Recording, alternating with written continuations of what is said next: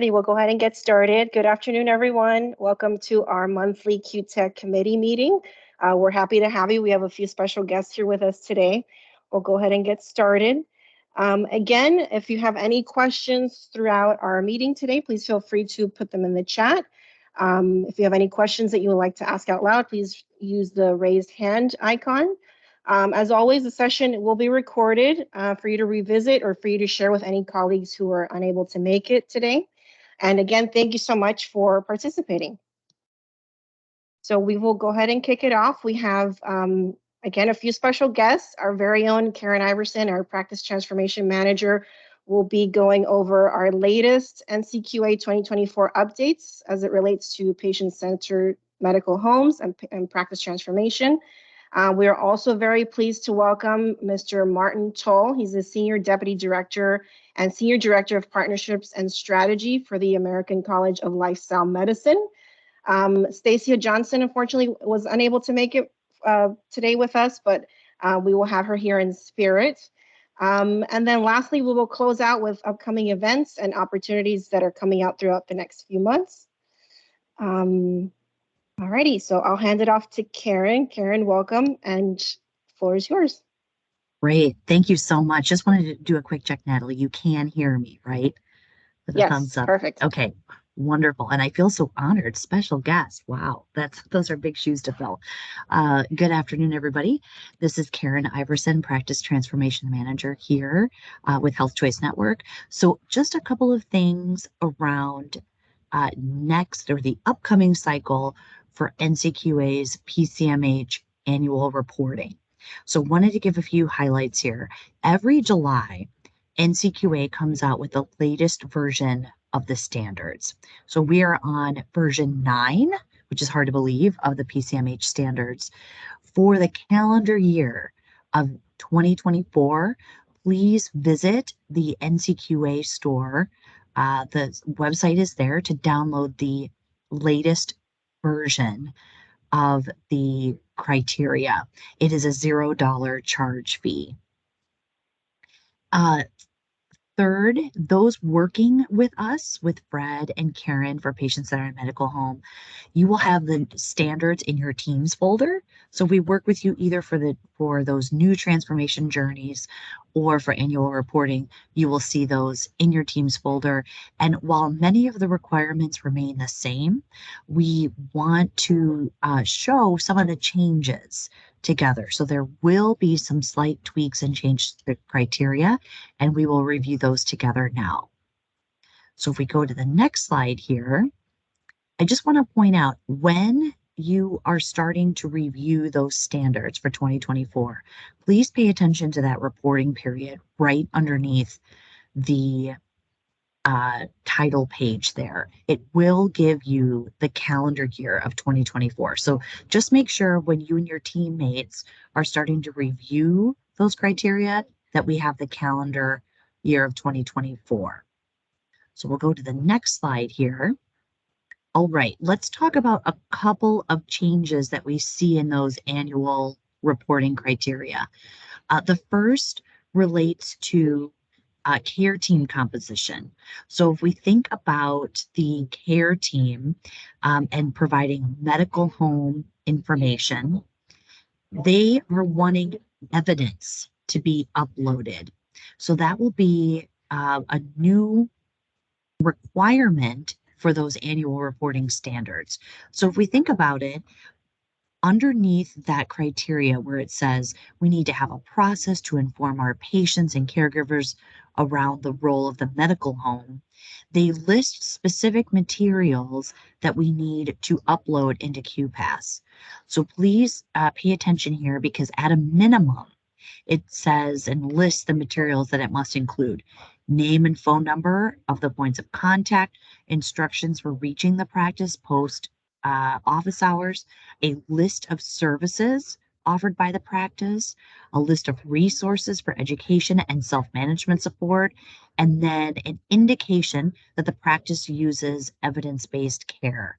So you all know in working with Fred and working with me, NCQA loves to hear their own language. They really like their own language repeated back to them in some of the evidence that they see. So we want to say the tip for you all is to use that language as your header, if it's in a brochure or on the website or places on your portal. If you utilize that exact language, you could say services we provide, how to reach the practice after hours. Here are our resources for patient education. We, this CHC Health Center, do utilize evidence-based care. So we want to repeat that exact language back to NCQA. So that's the tip that we have, is to definitely use that language as the header there. And we'll go to the next slide here. Next slide is referring to knowing and managing your patients. So we had a criteria around diversity last year, a little bit different this year. It's wanting us to focus on that language. So do we collect that prevalent language needs of its population? And then also, if you see the note underneath, a big thing here too is to submit a report broken down by the numerator and denominator and percentages for each recognized language. So we do have that data being an FQHC, but we just want to remind you that language is a new criterion for patient-centered medical home. We'll go to the next slide here. So when we think about care management, care plans are for care managed patients. Many of us have done the infamous chart audits where by site we select 30 patients and then we review those encounters to determine, do we in fact have a care plan for this patient? A couple of things we want to point out here. It's a lot of ands. So not only are we to provide the numerator and denominator of the number of patients that have a complete care plan over those that are enrolled in case management, we must also provide that evidence. So that is a new change. So if we take a look at number 2, we need to provide evidence of 2 de-identified care plans for care managed patients. It wants us to follow those care plan requirements as outlined in number 2, having the expected outcome and prognosis, having treatment goals, reviewing medication management, and then also identifying when are we going to schedule this plan review and talk with the patient about it. So that element, the second element, is new. And I want us to start thinking about ensuring that we have a defined care management population, because if we look back at number 1, that denominator is the patients that are enrolled in case management. So how do we define patients enrolled in case management or care management, at your health center? Are we getting a list of patients from our payers? Are we defining based on risk stratification who that population will be? So I really want you to start thinking about that. Make sure you can determine your care management population and make sure that the clinical care teams are starting their care managed plans. And then finally, attestation. So this was the same as last year, when the patient's total patient population, when defined as unique patients that were seen in the prior 12 months. So that's the same. Great. And I do see a couple of questions here that I just want to acknowledge in the chat. Let's see. So 2 questions here. One is, I'd like to get a lab report that runs for the whole year of total labs and completed labs. Okay, Lindsay, thank you very much. What we'll do is we're going to take that back and take a look at our page from Epic that helps us with those reports. And that is actually coming up and a requirement for 2024. So we will focus on that, Lindsay. And then number 2, any reports in Epic to help with these. So if we're taking a look at care management, couple of places, I would, 1, start reaching out to your payers. Do you have care managers that are getting those care gap reports from payers today? And then secondly, I want you to think about, how do we define our high-risk patients, or how do we define patients that are in need of care management? So I want you to think about your health center's policy around that. And then what you would do is dive into some of those clinical quality reports, and we can pull the list of patients from those clinical quality reports. So some health centers have pulled patients depending on perhaps certain behavioral health criteria or chronic conditions like hypertension or diabetes. And so we can run reports from Epic. We go to the dashboard, go to our clinical quality measures, uh, look and select either from UDS or clinical quality, and we would generate the list of patients there. A next question 2, our submission is due the first week of January, so I've been working on these. Sounds great, Lindsay. You're going to see my email and Fred's email here coming up shortly, so we can absolutely help support you in that. And then next question, how would our organization go about getting assistance from you? Oh my gosh, it's almost like, Verna, that I paid you to say that, but I didn't. So I'll tell you how to get a hold of us. We are seeing a number of health centers say, yep, I'm due towards the end of January. I'm due in the first quarter. Otessia, great response here. Patients can be identified via risk stratified and segmentation and categorized by risk levels 1, 2, and 3. Wonderful information. And what I want to make sure of is, when you are risk stratifying or you are taking a look at your population, are you in fact doing care plans? That's really important, as we need to show NCQA that we are doing them. And as you can tell in the evidence listed here, we have at least 2 examples of those care plans. So absolutely make sure that we have that. Okay, and we are seeing some questions in the chat. Where are you doing this? Where are you getting that segmentation? And then the Epic risk stratification tool.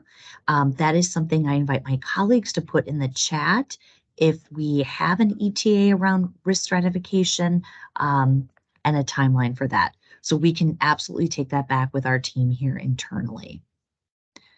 So let's go to the next slide here. So, Lindsay, this really gets to your question, tracking lab test results. So last year it was tracking either lab or imaging. Now it's both. We have to show that we're tracking lab results and imaging results. So that is a new addition to this year's annual reporting. And if we go to the next slide here, I want to give you some steps. So we saw that in the chat. So the steps we would recommend taking: definitely go to the store, download those 2024 annual reporting requirements. Make sure you start reviewing those with your team. Number 2, most important, ensure you define your population for care management and that your care plans include those requirements for NCQA. And then 3rd, let us know how we can be of assistance. Fred and I are certified clinical content experts with NCQA. We can help you achieve that. I want to go back to the chat because there has been some great additions in the tool from my team. Thank you so much. Yes, please let us know. Please let us know about the risk stratification tool. I see Caitlin responding back. Thank you so much. There are many reports that we have today in Epic that help us define high risk. One report that is recommended is the high risk outreach report. There's a report on patients with high risk of hospital admissions or ED visits. Really, really helpful, everyone, as that absolutely could be one criteria that you use for your care management report. There's also a column you can add to your scheduling template within Epic that's going to give you a risk score. So again, another great tip, Caitlin, around identifying who those high-risk patients are. Let's please make sure that we identify those patients and make sure that we talk with our clinical teams. Are we producing a care management report? That is a big change. So Caitlin, thank you so much for your tip there around high risk. Continue to put the questions in the chat, everybody. We are here, not only now, but post this meeting to help you with it. And feel free to reach out to our team, to Fred and me. Our emails are on there. So we thank you very much. And we know that several of you are right around the corner for recognition. So great to have you on the call today.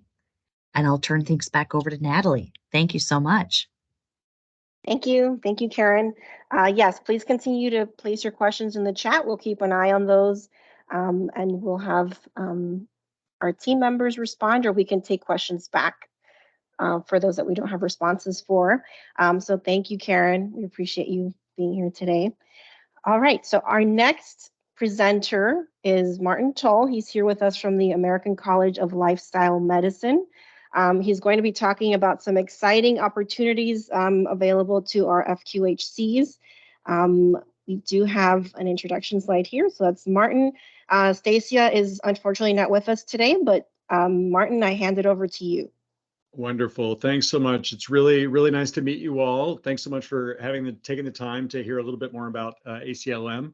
And Stacia sends her greetings. She had a family conflict today, so wasn't able to join us, but she will be available to follow up as well. Next slide.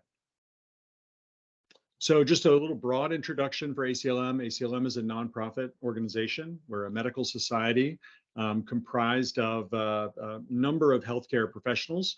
And we're focused on filling a gap in education around evidence-based strategies to address chronic disease. Next slide. We currently have over 10,000 members. It's about 70% physician base, as well as other allied health professionals. We have programs that are focused in different areas of education, all the way down to undergraduate medical education, residency programs, graduate medical school programs, and then continuing education for professionals. We have quite a big footprint across the country in those different areas. There is also now a pathway for professionals to become formally board certified in lifestyle medicine. And globally, there's over 5,000 who are already currently certified. And there's about 1,200 that are sitting for the exam this year. Next slide. As you all know, we have a huge percentage of a population that's focused on dealing with some sort of chronic disease. More than 40% are also dealing with more than two. And it's a huge impact as well. In addition to the impact on individuals, there's a huge financial cost there. We believe that we can do better in addressing some of those upstream conditions that lead to those devastating impacts. Next slide. And we also know that a lot of this chronic disease burden is very disproportionately impacted. And so we're really focused on looking at specific health equity related strategies to address the burden of chronic disease. Next slide. So lifestyle medicine does have a formal definition. It's a medical specialty that uses evidence-based therapeutic lifestyle interventions as a primary modality to treat chronic disease. Our clinicians are trained to apply evidence-based strategies. These are strategies that are integrated in most of the clinical guidelines. And there's basically 6 kind of core pillars to lifestyle medicine. Looking at the impact of nutrition, physical activity, sleep, stress, risky substances, and just the importance as well of social connection to be able to address chronic disease. Next. One of our signature programs that we wanted to be able to share as well is our Health Equity Achieved Through Lifestyle Medicine. This is a project that we've had underway for a number of years. There are 4 kind of areas of focus there within the project, and I'll touch on a few of these in the next slide. This community of practice within our membership is comprised of over 600 members across a variety of specialties from around the country. They meet monthly to talk about best practices in implementing lifestyle medicine specifically into underserved communities. And then we also, the HEAL project also oversees a lot of our FQHC, CHC work. We did identify within our membership that there were several hundred of our members who were currently active healthcare professionals within FQHCs, CHCs around the country. And so we've been nurturing that community over the years. We were really pleased to also learn more about Health Choice Network and find ways that we can better collaborate to support the great work that's underway there. So we're right in the process of looking at how we can build some more bridges and connectivity between the programs that we both have. Next slide. Within the HEAL project, there's a number of specific areas of focus. The group is working on developing practice resources that are specific to health equity, as well as to underserved communities. There's a scope of work that's around building community conversations, focused around integration of lifestyle medicine into communities. We have a whole range of specific work that we're doing with HBCUs around the country. And then the other one that I wanted to really touch on today is some of the work that we're doing specifically within FQHCs and CHCs. Let's go to the next slide for this one. I guess the fall of last year, we partnered with the White House and the CDC around the Conference on Hunger, Food, and Nutrition to make a commitment that we would provide up to 100,000 licenses for medical professionals to be able to take part in a foundational course on lifestyle medicine and food as medicine. And to date, we have over 32,000 professionals that have already registered for the course. The graphic that you'll see on the left is a beautiful flyer that HCN put together, and you all may have received.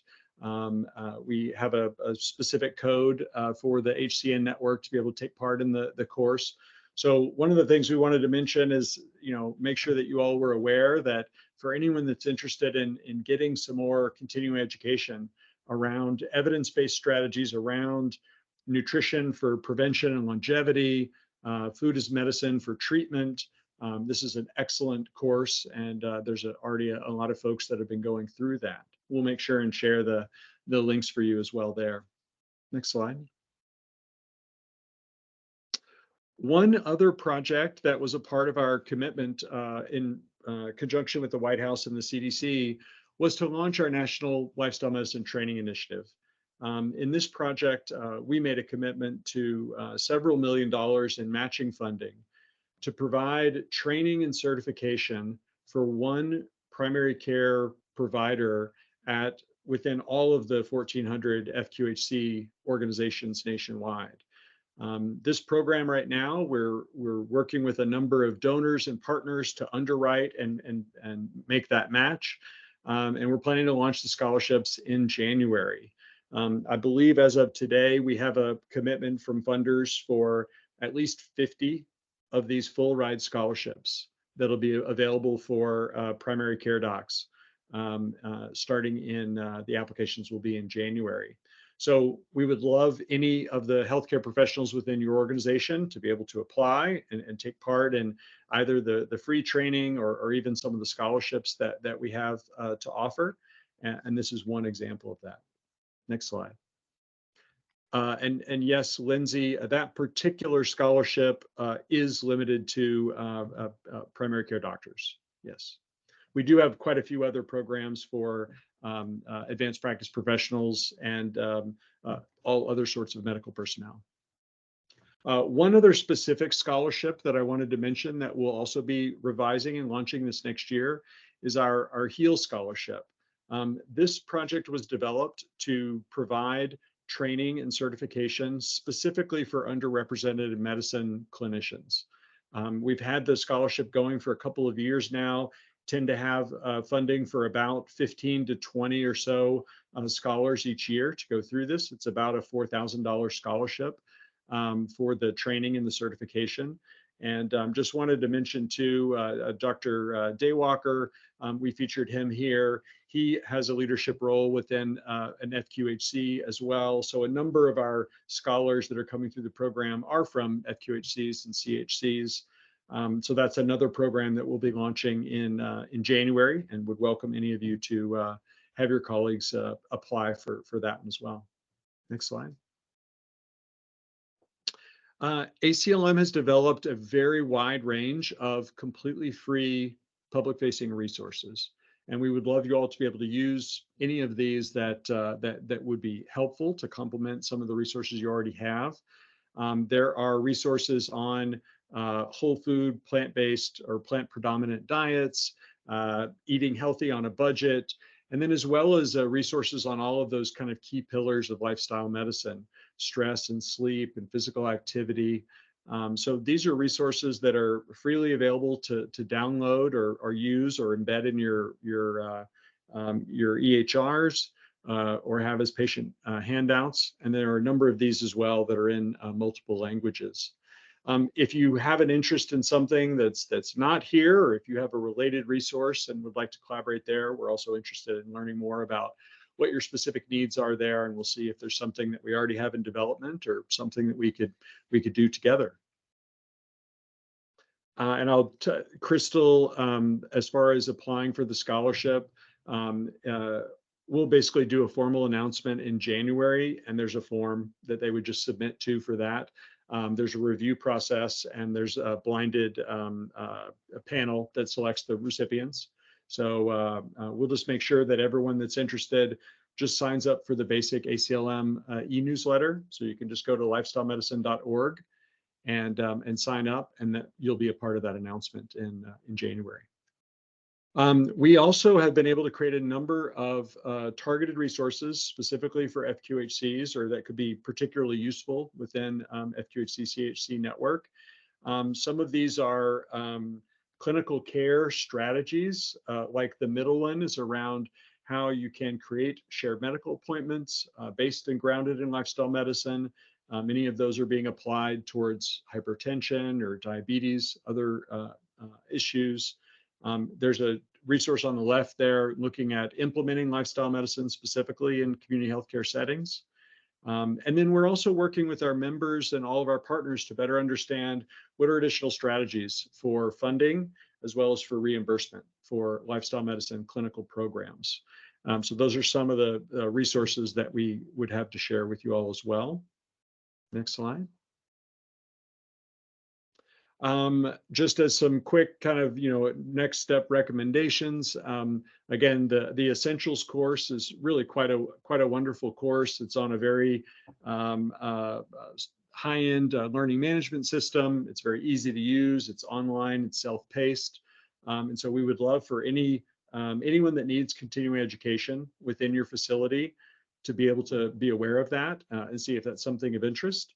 And certainly encourage you all to follow up there. That's easy to get to. Let's see, maybe one of the team from HCN could drop a link to the code and the link to the how to register for the Essentials course. That would be wonderful. And then on the National Training Initiative, which I mentioned will be launching in January, you can sign up.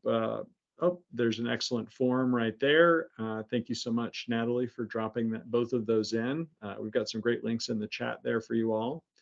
For anyone that's interested as well, ACLM is also a membership organization. As I mentioned, we have a little over 10,000 members currently. And so if you or your colleagues are interested in getting plugged in a little deeper there, we do have very active communities of dietitians, communities of nurses, communities of physicians, physician associates, and so forth. So a great way to plug in and get some of the member-specific benefits and resources that are there. That would also give you an opportunity to connect more directly into the health equity work that we're doing. That project is open to ACLM members specifically. Next slide. I guess we'll move into a little bit of a discussion and Q&A from there, and then I'll share some information as well for follow-up and connection with Stacia and myself. I see, Caitlin, you have a question in here. Do you have nutritionists as members? We do. We have a very active community of registered dietitians, as well as health coaches and others who are working on strategies for engagement around behavior change related to chronic disease. So yes, we have a very active, very diverse community of specialists, endocrinologists. We have bariatric surgeons who are members. We have a lot of focus in primary care. Certainly a lot of primary care doctors and professionals are involved. So it's a pretty wide group there. But let me open it up a little bit more to the group. I'd love to be able to address any kind of questions that we didn't capture in the chat so far, or I'd love to hear a little bit more about how any of this intersects with your work as well.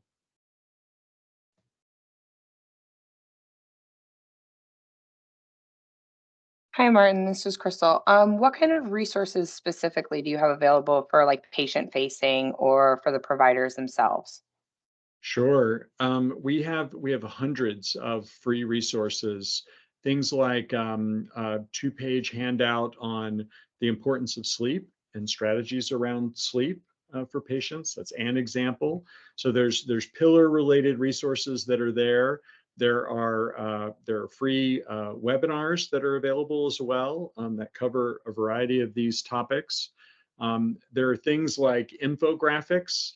How to build a healthy, easy plant predominant bowl, for example, or there's a toolkit on eating plant-based on a budget.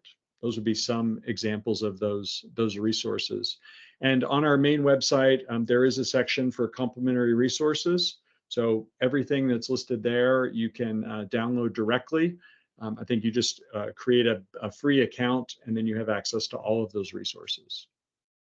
And Crystal, I saw your other question there on since the course is self-paced, how long does it take to complete?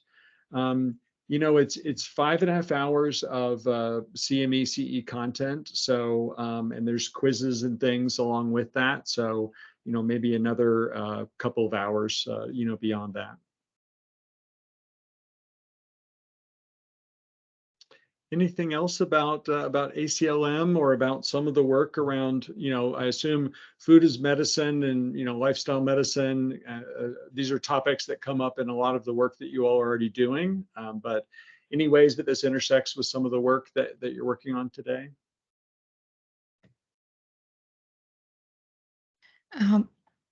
Hi, so this is Resha from Power U.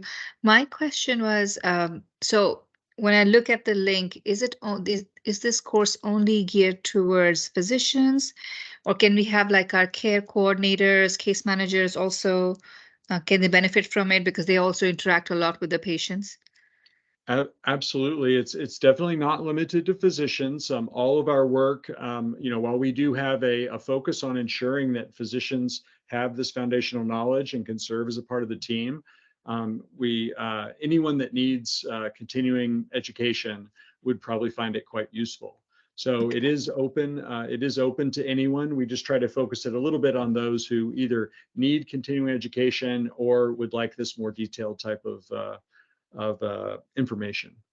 And you're more than welcome to log in and take a look at the curriculum and kind of gauge, who you think that'd be most appropriate for within your organization. Okay, perfect. Thank you. Thank you, Risha.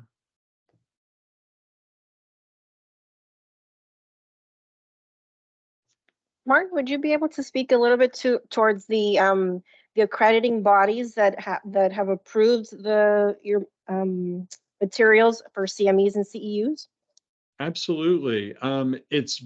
We have very wide adoption there. So the American Academy of Family Physicians, the Dietetics Association, nursing credits. These are all, AMA, credit category 1.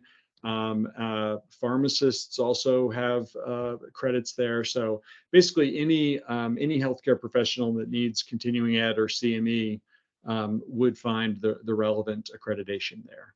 And that's all listed on any of the individual course pages. There's all the relevant accreditation data there. Mm-hmm. And anything else from the HCN team, just even about just the partnership or our work together, or kind of aspirations that you all have that you wanted to share?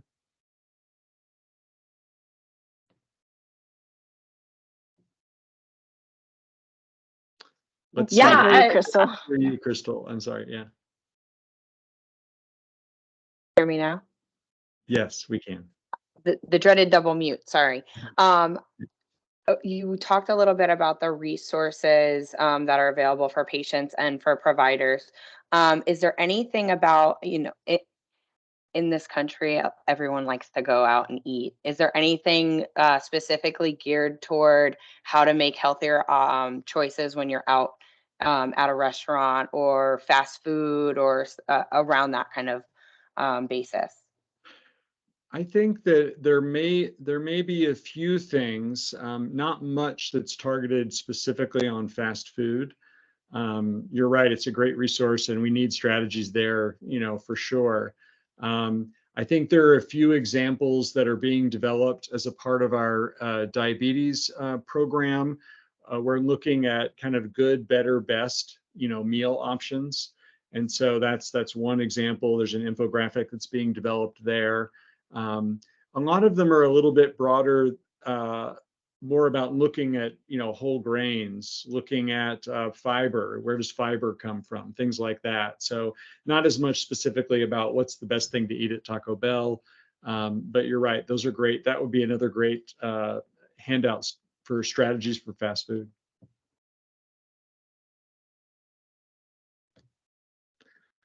And others on the call, does it prompt any other questions? Happy to answer any other things while I'm here.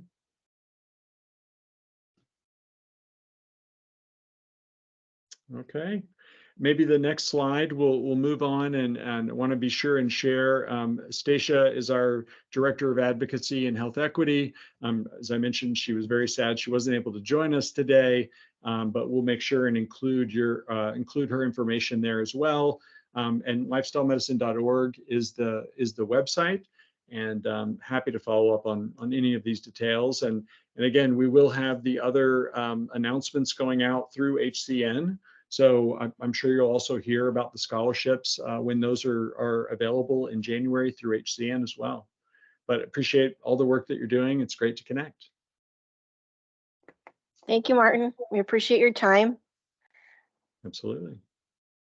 So we'll keep it moving. We have a few closing remarks, upcoming events and opportunities. So we wanted to end on a high note. So HRSA recently released their Community Health Quality Recognition Dashboard for the 2022 reporting period. The badges recognize health center awardees and lookalikes that have made notable achievements in the areas of access, quality, health equity, health information technology, social risk factor screening, and COVID-19 public health emergency response during UDS. So this is our latest graphic that reflects all of the hard work that you all put into 2022. As you can see here, we have incredible 10 years in a row where 100% of HCN member centers received quality awards, over 7.2 million total patient visits, which is outstanding, serving patients in over 20 states and territories. And it's just an incredible reminder and affirmation of all the incredible work that you all are doing day in and day out. So this is just to highlight some of those spectacular achievements. All right, so as many of you know, our class survey is open. If you have not completed the survey yet, please do. Please encourage your staff to complete There are a few days left to complete the survey. The class survey is a satisfaction survey that allows us to collect data on overall satisfaction on your current EHR system, and where there may be opportunities to improve for the coming year. So responses are confidential. Class research does collect the responses and allows us to see on a grand scale where we can improve for the coming year. And it should not take more than 10, 12 minutes for you to complete. So if you do have a few minutes to complete, we really would appreciate it. You can scan the QR code there, and we will send out the link and QR code as well, again, with our closeout materials. A friendly reminder, we do have our clinical leaders workshop coming up on November 15th through the 17th. It will be taking place here in Miami. We hope to have as many of you there as possible. We encourage your clinical leadership, chief medical officers, nursing officers, medical directors to attend in person. You really do get the best quality education, collaboration with fellow FQHC leaders. So we encourage you to attend. Again, you have the QR code there as well. We do have a shout out for our EPIC UDS committee work group. So Caitlin is on the line. She can chime in for our EPIC UDS committee and our Way Free UDS work group. Thank you, Natalie. Hey, everybody. I wanted to speak a little bit about UDS in general and also EPIC UDS. So for Wave 1 and Wave 2, we have our regularly scheduled UDS committee starting up again next Tuesday. So we'll see you all there. We're going to talk FPL. I've got some good updates for you. And then we're going to talk about some other known issues and reporting plan for 2023. And then for Wave 3, your first EPIC UDS committee is going to be November 8th. And then we're going to keep Wave 3 in your own little work group until the start of our 2024 reporting period series. And then we'll all be together. Everybody live on EPIC will be all together. And then for you folks who are on other EMRs, we will be having content for you for reporting for the 2023 reporting year. We will have office hours during reporting season and also a UDS prep session here coming up in November and December for those of you who are on Interg. And if you are on a different EMR from that, we can still, help you out with UDS submission. Just let me know and I can hopefully get you connected to people who can help you out. So we're really excited to get going, ramp up this UDS reporting season, and we'll see you on Tuesday or on November 8th if you are part of Wave 3 or at a TBD date here in November and December for the rest of you. Looking forward to it. And by the way, if you need anything in the meantime, happy to answer any questions you have. We are working through UDS tickets right now, so you can enter as ticket in Salesforce and we'll get our eyes on it as soon as possible, or you can email the HCN UDS support helpline or email. Anyway, thank you. Back to you, Natalie. Thank you, Caitlin. Alrighty, and one last reminder is our QTECH questionnaire. If you have not completed it yet, please make sure that you do.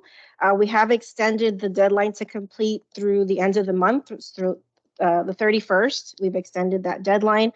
So please take a moment to complete the survey. It will allow us to tailor our education, our QTECH committee meetings to your needs and what you feel you would most benefit from during our monthly meetings and so forth.